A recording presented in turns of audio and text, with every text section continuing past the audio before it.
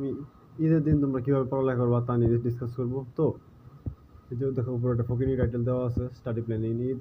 7টা থেকে 8টা পর্যন্ত নামাজ পড়বা, 8টা থেকে 8:30 পর্যন্ত খাবার দাবার যা আছে খাবা, 8:30 থেকে 1টা পর্যন্ত পড়ালেখা করবা, 1টা থেকে 2টা পর্যন্ত সালামি বা চাঁদাবাজি যেটাই বলে এটা করবা, 2টা থেকে 4টা পর্যন্ত। বা এমন হইতে পারে যে 1 ঘন্টা তুমি এখানে আনলা, চাঁদাবাজি করতে আসলে, পরে পড়তে বসলা, এটাও চলে। 2টা থেকে 4টা পর্যন্ত একটু ঘুম দিলা, 4টা থেকে ফ্রেন্ডের সাথে বাইরে গেলে হ্যাং আউটে, বা ফ্যামিলির সাথে, ফ্যামিলি যদি আমার ফ্যামিলির মতো তার ছিঁড়া হয় তাহলে তো ব্যাট যেতে দিবে না, তবু তুমি কথা কথা গেলা। 7টা থেকে 11টা পর্যন্ত আবার পড়লা, সন্ধ্যায় 7টার সময় বাসায় এসা 11টা থেকে ঘুমাই গেলা। এই কথা যদি কেউ বলে আর জুতোতে মারি ভাই।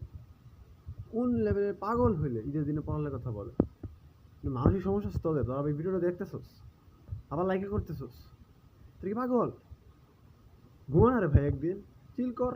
কিসের পড়ালেখা? HSC 25 ব্যাচ বা উত্তেজিত সাজাই যারা আছো, থাম ভাই।